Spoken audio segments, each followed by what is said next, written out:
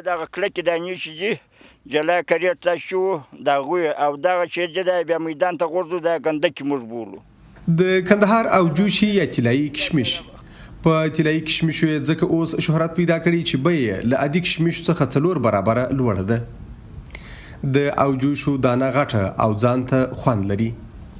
دلته ګڼ کسان لګیا دي او د انګورو له هر واشکې څخه د اوجوشو لپاره د انګورو غټي او ځانګړي دانې جلا کوي. 15 کسه 10 کسه بس داسې په کوره کې موږ اخته یو. نو بالا موږ بیکاره د یوه میاشت موږ دلته په دغه اوجوش اخته یو. څوک یې راوړي څوک یې د هغې بالا د دغه وخت بالا موږ دغه وارو دلته سره اخته یو دلې. اوجوشي د وچولو لپاره هم ځان ته ځانګړې طریقه لري. که څه هم د کندهار د زراعت د مهم پیداوار نړیوال شهرت لري خو باغ لرونکي لا هم په دودیزه طریقه د وچېدو کارونه ترسره کوي. د اور پر دې خاورینه کوره دانه سوي انګور تر جوش اوبو ایستل کیږي. د وچېدو لپاره بیا پر لویو میدانو لمر ته هواریږي. بیا اور بلوو په دې کې اشخار دي آک دي دا سره ګډوو بیا دغه انګور اور په پسې دی بیا د ټوکري په څښو نو پخېږي چې پخه سول بیا یې هلته ایږدو پرېوړو یې چې اوبه یې وچ کړې بیا یې وړو پر میدان یې واروو. پانګوال وایي چې اوجوشي په بهر کې خورا ښه مارکیټ لري خو خپله د افغانستان په مارکیټونو کې هم ډېر رانیونکي لري.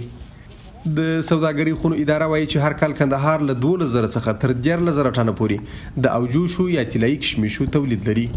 سږ کال 1 کیلو اوجوشي په 300 افغاني خرڅیږي. باغ لرونکي وایي چې د تیر کال په پرتله په 1 کیلو کې 500 افغاني ټیټوالی راغلی.